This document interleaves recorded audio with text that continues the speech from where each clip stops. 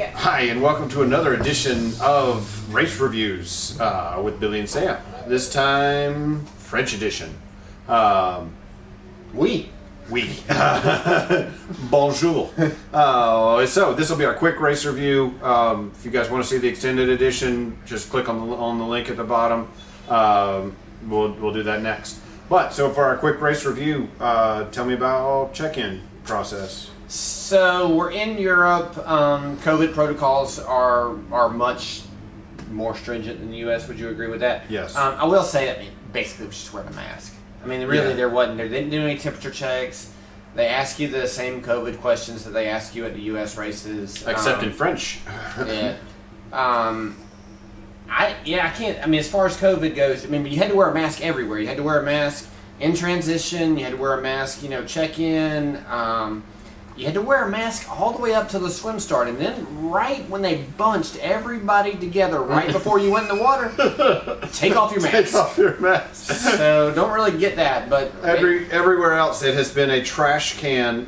So they've done the stage start. So every 5 seconds somebody goes, and this time it was the trash can at the back, not the trash can at the front right before you went. So but. They were trying. We appreciate that. This time they did have the medical certificate, which was the first time we've seen that. Oh yeah, you had to. Well, first of all, you had to pay the French mafia €40 to be able to race. We had to pay the Austrian mafia 15, but the French and the waiver was like, we're not responsible for anything. Yeah, I don't know. Thank you for your €40. Yeah. But then they also had the medical certificate, which was you had to have a basically like a sports physical or something from your doctor stating that you were able to do triathlons in competition. I mean, that's pretty much what it said, and that's what they accepted. And they wouldn't even let you get past the first little booth until you had that thing. Yeah. So you did have that, and then you went in and check-in was pretty normal. They did have dynamic numbering, which was even better this time because they printed your bib while you waited. So it had your name on the bib and you had the dynamic numbering. So also if you went in together, they'd give you, we had 3 people racing. Megan raced this one with us, and so Sam, Megan, and I all got 3 numbers right next to each other. And then we all got our name on the bib, so that was pretty cool to be able to do that. Haven't seen that before. No, that's by far the best way we've seen that. I'd love to see that more. It required several printers, but there weren't any bottlenecks there. As we were checking in. Yeah, it was pretty fast to get through there. I also left my wristband on. Usually it's just a blue plastic. This time we got a QR code and a nice, ribbon. They scanned your QR code at transition to give you your chip. You didn't get your chip at check-in. You didn't get it until you dropped off your bike at transition. And I thought they said they were going to scan it when you took your bike out, but they didn't. The only time they ever scanned it was to get your time and chip. They did make you have that. All of the athlete areas were closed off, and so you did have to show your wristband to be able to get in. Which that's normal for any Ironman race. Yeah. So let's see, going from, so you had the dynamic numbers, and then you went and got a bag. Now, if you'll remember from any of our other videos, this has been the year of the dry bag. Everything's been a dry bag, and we've been giving Ironman a hard time because the dry bags we've been getting from them have all been the same. Didn't matter what the race. Didn't have the race name on them. I understand doing the same bag for every race. I'm not opposed to that, but please put the name on the bag. However, finally, what do we have? We get a nice bag with the Ironman Les Sables d'Olonne, Vindy, France. Thank you, Ironman. Kudos to Ironman Europe. Well done. Yeah, I mean it's a good backpack. It's what we would have gotten a couple of years ago. Yes. I mean, that's the standard bag that you would have gotten. I mean, not this exact one, but the quality of it. Yeah, it's nice a good bag. So, another thing to note is that they gave you other swag with the bag. So you got your regular race number, like stickers and all that kind of stuff, but they also gave you a grocery bag, which we also got from the challenge race in Vienna. They gave us a grocery bag. This one's actually a little bit different. They gave us a salt kit. So this is how you test your sweat to see how much salt is coming out of it. And we just figured this was a nice advertisement for the salt company that you send this in, and you have to send them because there's like $150 or something in the U.S. to get your salt tested. Yeah. This one apparently is the basic test is free, so we haven't tried it yet, so we don't know exactly what the basic test is going to include. But hey, we'll report on this in the future. We hadn't got that before. You got a couple of pins, and then a nice lanyard, but you also got this huge loaf of bread.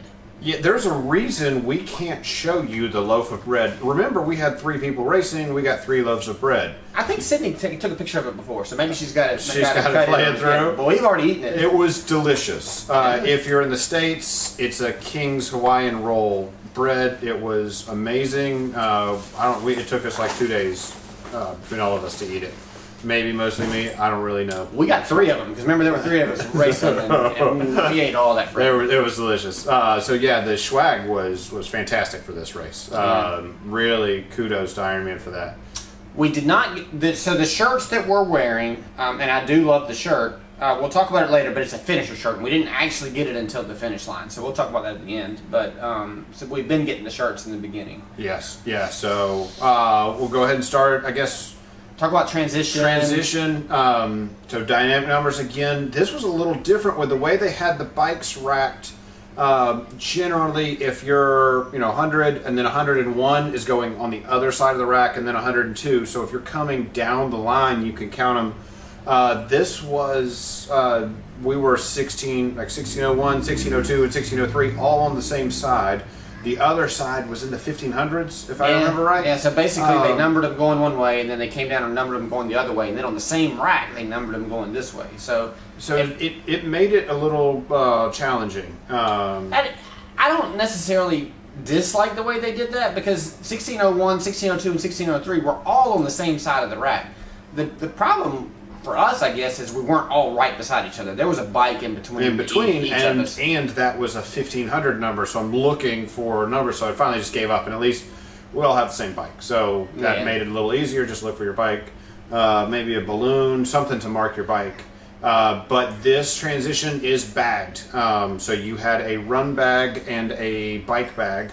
Bike bag and your bike had to both be at transition the day before. The bike being there is fairly normal. Bike bag was new. So this was a bagged race, but it was all right there. Including I left a bottle and a sunscreen outside of my bag before we went to swim. And when I got out of the swim, the water and the sunscreen were both in my bag. So they were going through and making sure that everything was in their bags. So know that that's going to happen. It kind of made the race a little tighter for me. I didn't mind it at all. There wasn't as much stuff all over the place. And they only did 6 bikes per rack. 6 bikes per rack. So I mean, typically when they have these bagged things, they'll have the bikes a little bit closer together because 6 bikes per rack, you can pretty much set up your stuff. Maybe the racks were a little bit closer to each other. I did kind of notice that because if you're trying to get your bike down the right, when you come out of swim and you've got people on both sides, taking off their wetsuit or whatever, it was kind of a challenge to get your bike through. I mean, it wasn't a big deal, and I'm not saying they should change it. It was just something to be aware of that you kind of have to weave through traffic. So maybe that was the deal. It was a little bit closer, and that's why they had the bags. Yeah. So sorry, we forgot to give bananas on our swag, on our check-in and swag. Oh, the check-in and swag. I mean, 7. I'm waiting. This was fantastic. You get a 7, easy. Yeah. So, sorry, I didn't mean to interrupt. No, good. All right, so transition, are we giving a score on that? Is there anything else that people need to know about transition? One transition, you came in off the swim, you went out on the bike, you came back, and put your same stuff back on the same spot. So just T1 and T2, same spot, then out on the run. This being our second European race, the Stadt number story, if you'll remember that from earlier, if not, just watch the Austria video, it's hilarious. But we asked this time, and they confirmed that you did, in fact, need to wear your number on the bike. And this one, they wanted the third attachment point for the number. So American race belts generally only have 2. These race numbers only had 2 holes, so that wasn't frustrating at all. But they, our poor French Le Petit Amont, and their reasonable English. They were trying to be as nice as they can. They spoke enough English that we got what they were saying. But basically, you just had to put a safety pin in the middle. Some have, a string or a clasp. The European belts look like they have 3 clasps, and you just punch your own hole through the paper. So it's just a little different and something of note before you get to transition.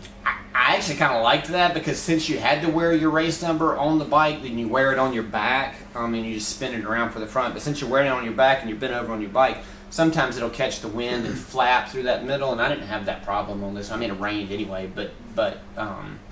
so I get why. I'm assuming that's why they wanted the third thing. It's because you're wearing it on the bike and they don't want it to flap and pull off. But sure. they provided safety pins. Yeah. They didn't tell us we couldn't come in. It was no issue. They just were making sure that we were and they did. At this time, they were making sure that everybody had their. In Austria, I didn't wear my belt, and I never knew that I had to. But this time, I could. I guess I was early enough in the process that they were still telling everybody. Going out on the run, he wanted to make sure that I had spun it around to the front. So. Your race number is important in Europe, whereas in the States, it's a little more loose. Yeah, in the States, the races that we're getting on the athlete guides, you only have to wear that number on the run. So just know in Europe, you got to wear it on the bike too. So we go to the swim. I guess also don't forget that transition T1, T2 are in the same place, but it is a fair distance from the swim start and the finish line. Swim start and finish line are very right close together. Yeah. You have a little walk, so bring some shoes, or just know that you're walking a mile. And budget the time too. Yeah. The race started at 6:30. I think they closed transition at 6:15 or so, which was enough time to get down there. They had it. I guess we'll go to the swim. It was a rolling start for the swim, except for it was rolling within your age group. So whatever your age group was, it had a start time, and then they would let 3 people go at a time. Mm-hmm. Every 5 seconds or so, 3 people go off within your age group. So I like the every man for himself rolling start better. I do too. The guy that I talked to on the train said that in the past they had done that type of self-seating rolling start. And for whatever reason, they switched to this year. So it could be COVID protocol. I don't know. This is the first time we've had age group starts, period, that I'm aware. Well, I guess. No, they did it in Austria. No, that was by time, too. I don't know what that was by. Yeah, that's kind of strange. I may have lied about my time in Austria. Who knows? Anyway, so the swim itself, it's an ocean swim. And when you started, you ran, 50 yards, 75 yards, 100 yards. Yeah. Because the tide was going out or had already gone out, coming back in. But it was a long, flat beach out before you got to a long, flat beach. So compared to the States, and compared to like a Myrtle Beach, long, very long and very flat. So a little bit of tide makes 50 yards of difference. So anyway, so you run out, you hop in the water, you swim out to a buoy. So you're swimming around this. I call it a lighthouse, but I guess it's a channel marker because you had one channel marker here and one channel marker here, and then the channel or the bay or wherever the boats go dock was down here. So you swam out around this channel marker and back down the bay. And when you swam back down, that was like 3/4 of a mile, maybe even a mile. Yeah. It was forever. And it was just a straight line. It was super easy to sight because you had a wall on one side and a wall on the other. It was super wide, so you actually had plenty of room to swim. If you wanted to swim close to the wall, you could. If you wanted to swim in the middle, you could. If you wanted to swim close to the other wall, you could. I didn't notice a current. I'm sure that there was. If the tide was coming back in, I'm sure that there was a current. If there was, I didn't notice it. I swam all over, and I didn't notice it being fast one place or the other. So I don't know that you get an advantage.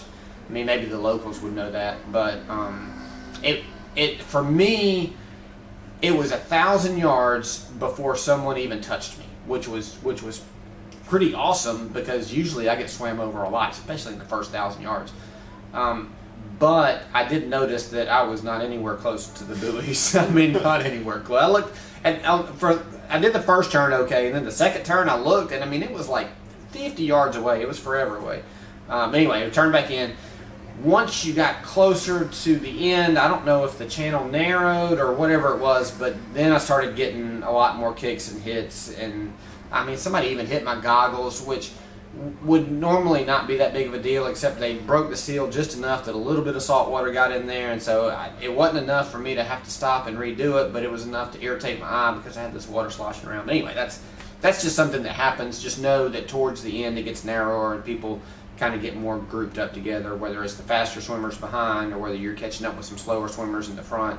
And then you're all trying to get out on this one dock. Yeah, I mean, it's a good ways up the dock. I mean, 100 yards or more up the dock before you get to transition. And they help you out of the water. Out of the water. There was actually plenty of depth to the... Yeah, I mean, you just swim all the way up to this, like, carpeted ramp. The platform was well underwater. We had plenty of space there. So a lot of times with like this, you'll have stairs. Those drive me nuts. This was a actual true ramp worked out. Yeah, and they grabbed plenty of volunteers to grab you, help you up, and then let you go. But yes, you've got, I'd say 200 yards.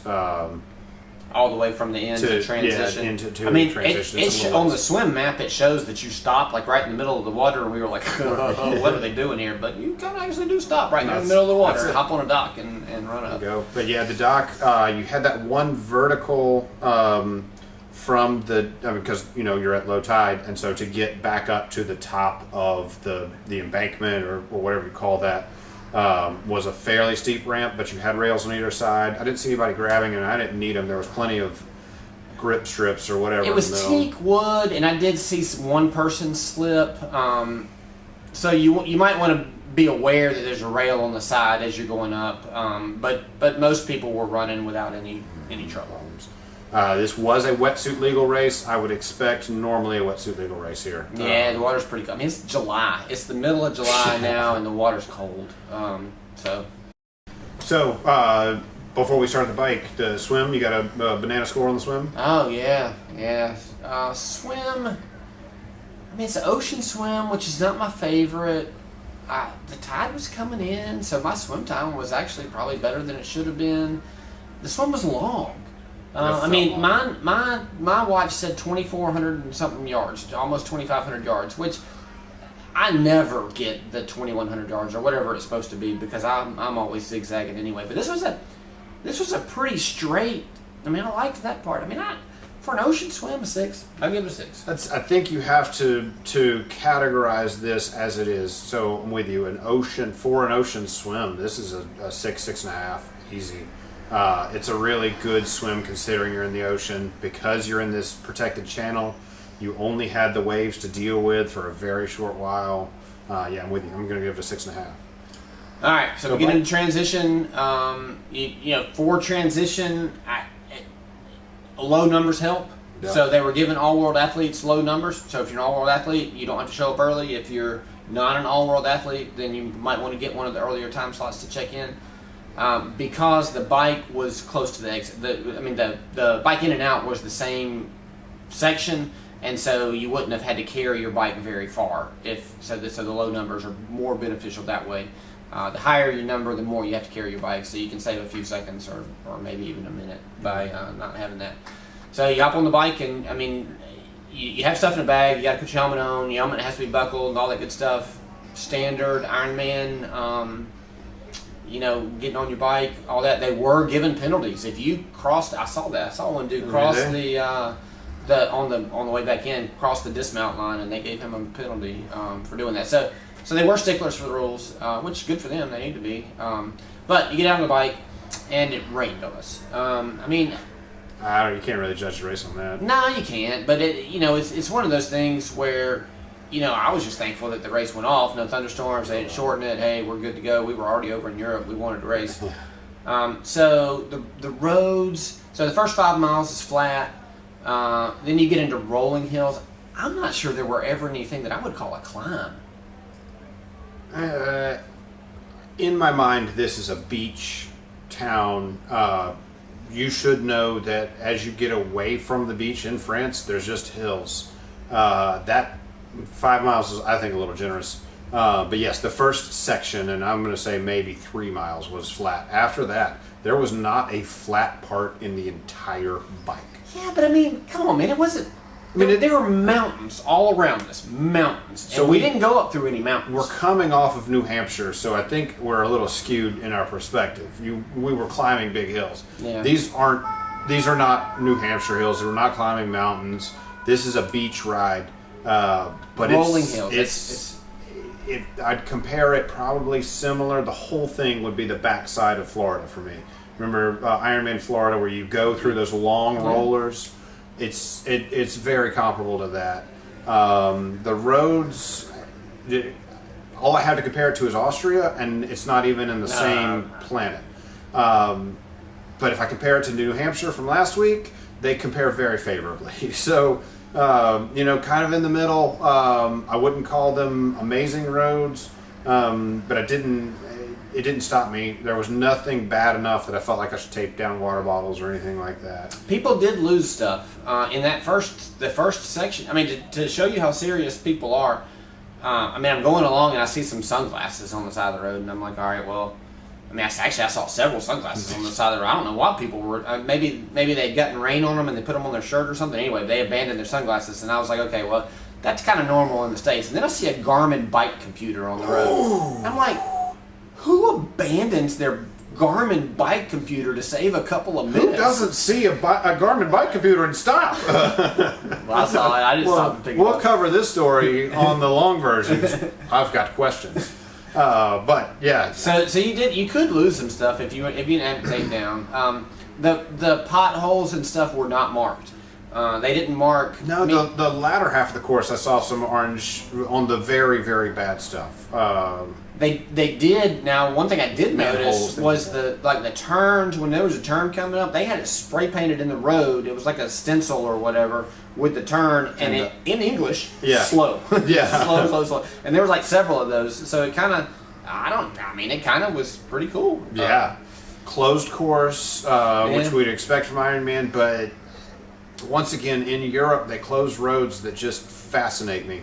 We were on some pretty major roads, one way in, one way out to some of these towns, and we had it. So some of these people were not getting out of their town until we were done.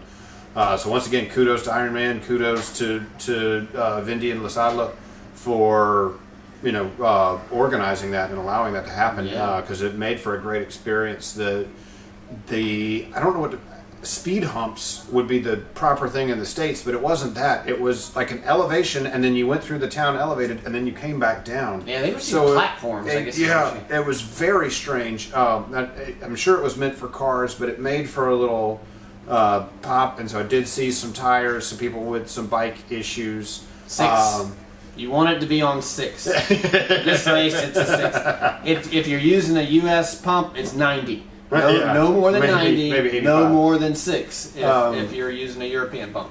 Also of note, I did not see race support. So in the U.S., you have the little guy on the Vespa with the wheels on the back, and that has been the case for every U.S. Ironman we've done.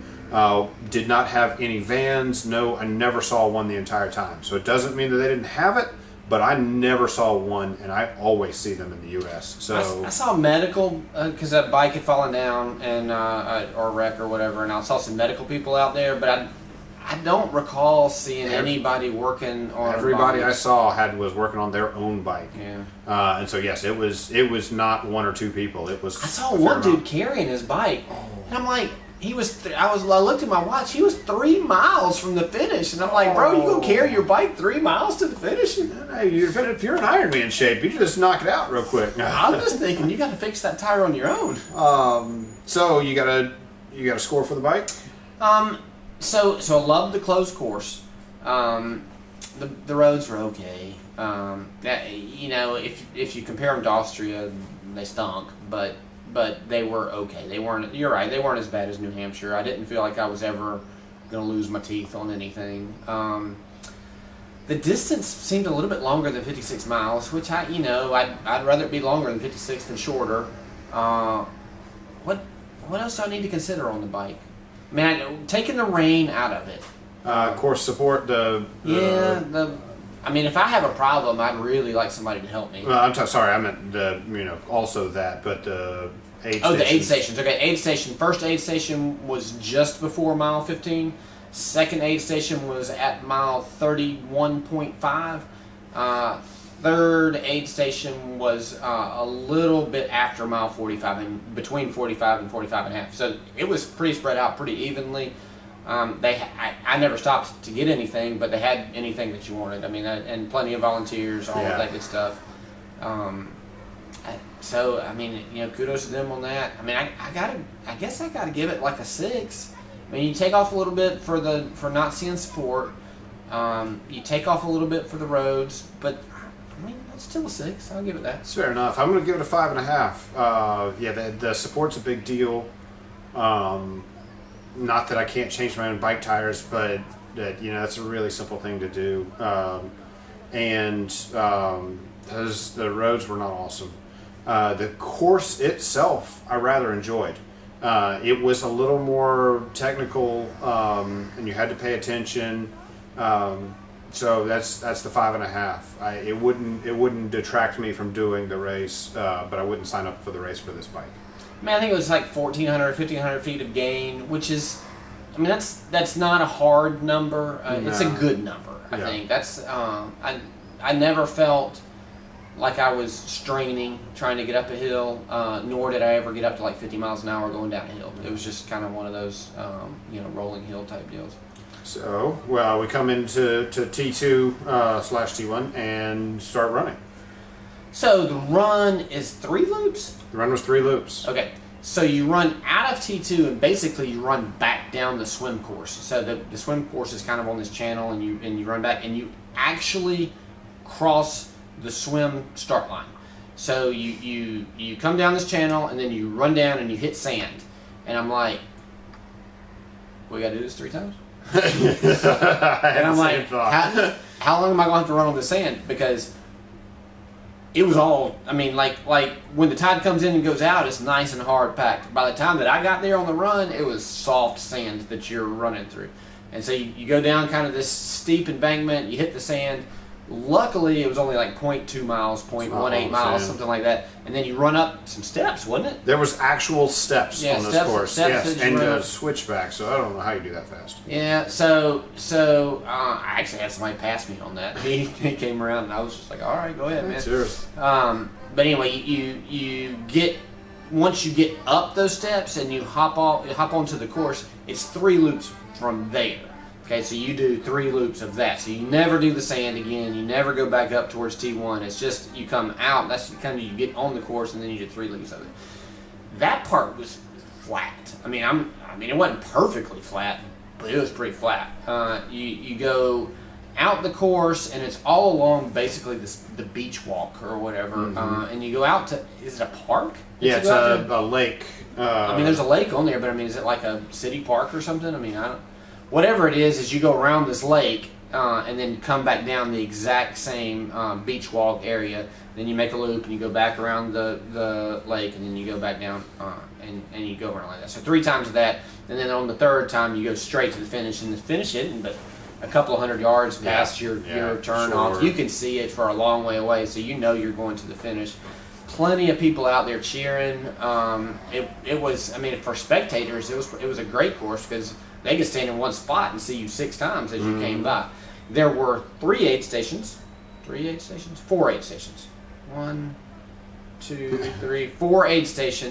and so you saw them 12 times. So 3 times each, so 12. So basically an aid station every mile. Note that the first aid station is at 1.5 miles, or maybe just a little bit more than 1.5 miles. So, and there was no like water or anything at transition. So go ahead and either in your run bag or just if you have something extra on your bike, go ahead and grab you some water or something, because it's 1.5 miles before you get to that first aid station. Nutrition and then once you have that, then it's pretty regular as you're going around. But they had everything. They had sparkling water, so be careful when you're chugging.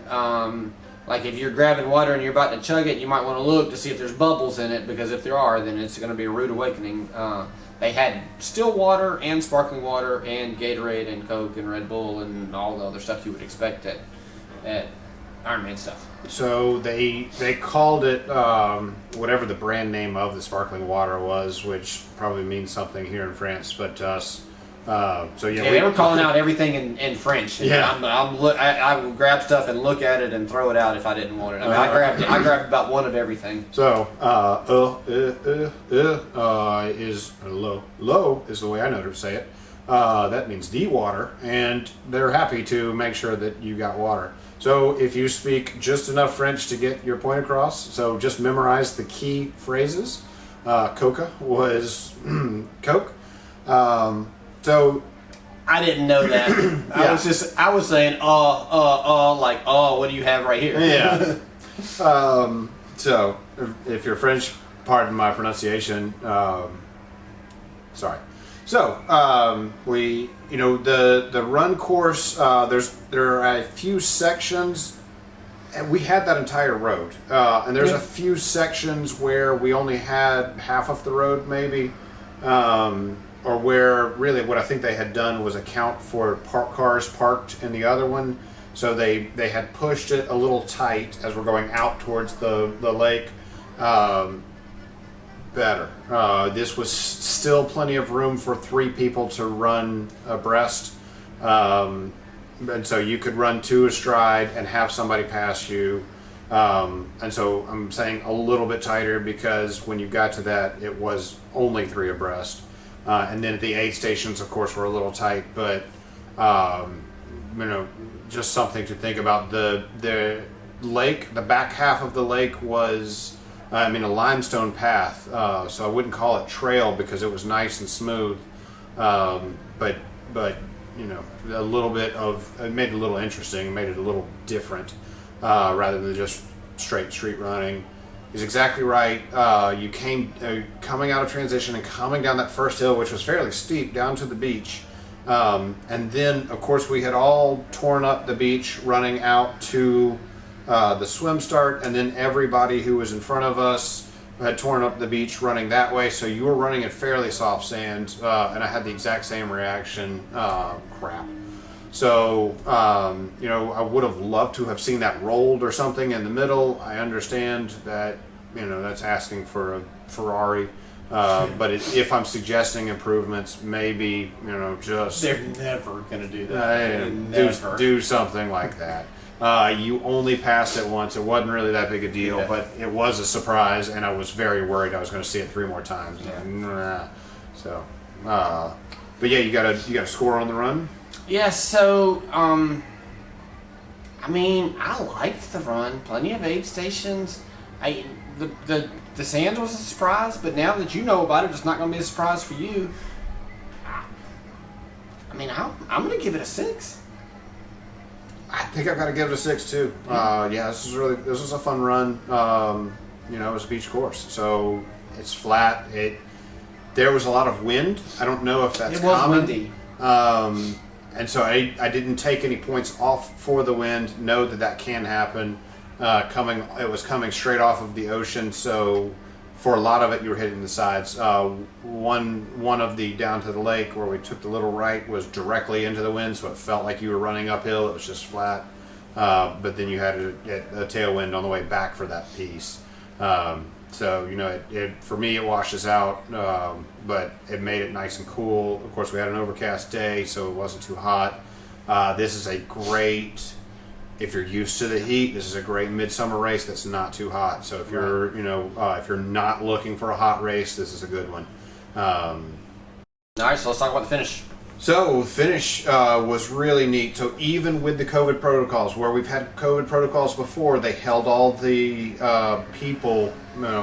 Some of those were a long ways away from the finish line. This was everybody's crowded. You're running through the. You're talking about spectators. Sorry, spectators. Yes. So spectators, you had a lot of course, you have the ocean on one side, but the other side had lots of restaurants. Tons of spectators. They were behind fences. They're all right there, and of course the finish line is lined on both sides of the spectators, so despite the COVID protocols, plenty of fan interaction on that. Running through the finish line was great. Of course the medal, So Like so what? just a note on the spectators. I don't think they made spectators wear masks, did they?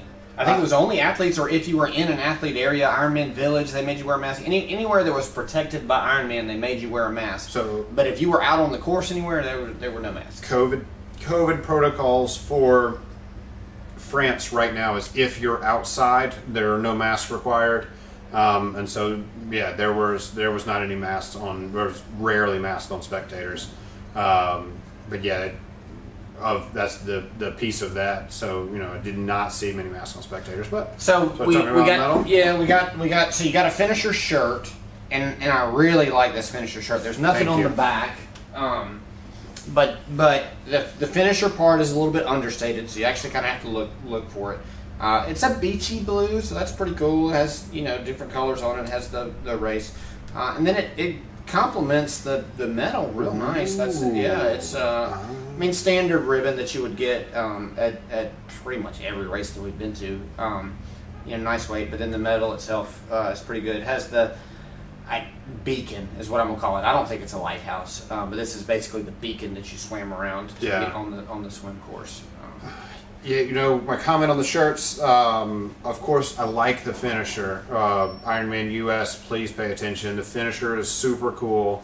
Handing it out at the finish line was a thing, and we'll talk about that in the extended. Love the finisher. I really like the oversized. Right now, they're on the M dot in the middle, and it's so small. And you know that Ironman is really tiny down here. So I did this race in Ironman right here. So I love people looking at my sweet belly. It's, if you don't know what it is, it's tough to see. So giant Ironman is appreciated, and of course size. finisher. Yes. The size. So. Oh yeah. In the other European race that we were in, the European large was like a U.S. small. Please review our Austria video and see our sweet swollen shirt. We've been when we signed the early races that I signed up for a large, and then I decided that I might better start getting medium shirts. This is an early race that we signed up for, and it's a large, and it's a U.S. large. Yeah, I signed up for this with a large, knowing that European sizes ran a little small. Ironman seems to have that. This is the same brand that's in Ironman US, so I'm assuming they're all. I'm sure they're all made in China, but all ordered through the same company. So whatever your Ironman size is, that applies to Ironman Europe, or at least Vindy. At least this race so far. So yes, post race. So I'm going to break this up into finish line experience and post race experience, because this is different. This is different than any other race that we've done. You got a finish line medal and finish line experience score. Are we doing it the whole finish line thing separately? No. I'm gonna separate. Yes. So once you crossed the finish line and your medal and shirt, that's one item. Post finish experience is going to be item number 2. Okay, I'm giving it a 7. It's a 7. Let me take this back. I'm giving it a 6.5 because I would have liked a hat. They didn't give us a hat. Didn't get a hat. Yeah, maybe even a 6 3/4 because the hat's just such a small part of it. But man, if we would have gotten a Vindy or super cool. Oh, that would have been. But anyway, so it's as close as you can get to a 7 without giving us a hat. Yeah. Yes. I'm with you. Okay. So now, when you've crossed the finish line, they've funneled you into the building where you did your sign up. You didn't have a choice about this. This was not optional. You were in cattle in a pen. They actually they also gave you a mask and an Ironman branded mask, and in the U.S. the only way to get that was to do a full Ironman. So the black one. We've been getting the red ones in the U.S., but this was the black one. They're awful. The black is super nice. So also kudos for that. So no hat, but we did get the Ironman mask, which we're all not going to use in 3 months, but we'll have it. So we're funneled into this building, and we are put in this unnecessarily long line. This was the exact same building that we checked in. The exact same door that we went through, exact same line that we went to check in. You have finished a half Ironman. You are sweaty, you are sore, and they want you to wear a mask. And the building didn't seem to be air conditioned because it was hot. It was a little warm too, and stinky because shockingly 2,000 other people hadn't showered in 6 hours. So you went through this long line to get this bag of goodies. Now it was a pretty sweet bag of goodies. You have to admit that it was Absolutely. I mean, looking at the fitness level of all these Europeans, I think that bag would have fed everyone in that race for about a month. Yes. But they had 7 or 8 tables with bags of goodies and then made us all proceed along the tables. So there was no need for that wait. They could have just, here, grab a bag, go on. Here, grab a bag, go on. So it was They just wanted not... to make sure you didn't fall out. Dear Lord. It took us literally 45 minutes from the time we crossed the line to be able to get back to It didn't take that maybe long. 50 minutes. It was take that long. forever. It did not take that long. It was, I don't know, I'm being a little exaggeration, but it was terrible. But yes, unnecessarily long and frustrating. So then you get out, you get your shirt, and mostly I'm going slow because I'm waiting for my shirt and waiting for my shirt and waiting for my shirt, and I've now got a bag of groceries and a beer and a Coke, and I don't know what, there was a cat. And you could get, so that was one good thing. So you got this grocery bag of whatever, and you could load it up with whatever drinks you wanted. I mean, they had Red Bull, Cokes, Coke, beer. yeah, and water maybe too, or something. Plenty of water. I mean, yeah, but that part was Then you got your shirt. yeah, but you couldn't get your shirt until you got all the way through the line. So Yeah. that was kind of, Once again, unnecessarily. but got everybody to go through that line, didn't it? Because you didn't have another option. And I wanted my shirt. And they had pictures at the end, which I didn't get any pictures done, but that, they were. There was they were a line offering for that too. I wasn't fixing to wait another line for that. So know that. Just go ahead and plan for like a siesta after your. I mean, probably the race. worst part of that is for the spectators. So if you have family or somebody that's waiting on you, then they're going to have to wait for a little while because you got to go through that whole line to be able to get out. So- it was not 45 minutes. It was probably 15. It was easily 20, It was probably and I'm 15. not exaggerating It about was that. probably 15. So that I'm going to give a 1. If I could give a negative score to the overall race, I would, just out of spite. No way, man. There 1. was so much food. I There literally was so much a food. loaf of bread at home that was, heaven in a bag. Yeah, so this is like they were feeding the children of France with this food. They could have. They literally. I don't know what stores they emptied. I mean, we got a ton of food in Austria. I mean, I don't know what it is about these European races. I guess they probably They want to make sure you're fed. You're after. well fed, but they gave us a bunch of food. Oh. I can't give that a 1, man. I got to give it. I'll give it a 4. I mean, because I didn't like the line, but it was a lot of food. So, you guys only get a 1 because of the food. So, overall experience on this race. Yeah. We're all doing sitting. Oh yes, sorry, thank you. We got a note from our producer. Spectator score. It's not spectator. It's like the city. Like The how city- welcoming was the city. all of that. So how I base this is, did anybody try to run me off the road on the bike? And it was a close course. I think I saw one car on the road that shouldn't have been there. But other than that, everybody was fine.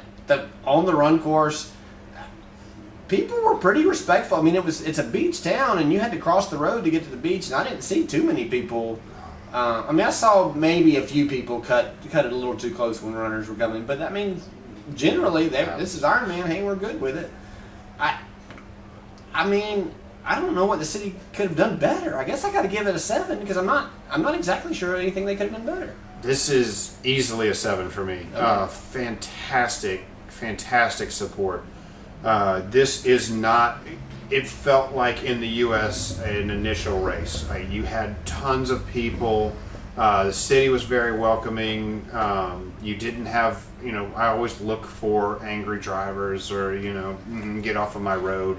And every town that we went through on the bike, people were out. They were playing instruments. They were yelling something in French. I don't know what it was, but, and they would call out your name if they could. If they could see your if they name. could read it, they would call it out. your So name. it was fantastic.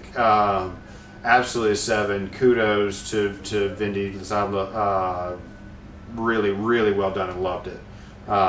Absolutely very welcome experience. And I'd highly recommend this as a first time race. I mean, it's it's an ocean swim, which might intimidate you a little bit.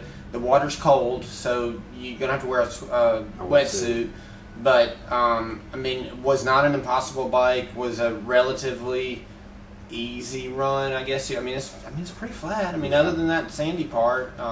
Yeah, I think. If you're in Europe or you're wanting to go to Europe for a first-time race, man, this would be a good one. This is a great race. So, with that in mind, you got a score overall for the race? Yeah, I mean, a few little things I didn't like, but 6.5. I mean, 6.5. All right. My instinct says to give it a 6. I'm wondering why I gave it a 6.5 because I think I gave every other thing a 6, but I guess I gave the town a 7. So I'm gonna stick with my 6.5.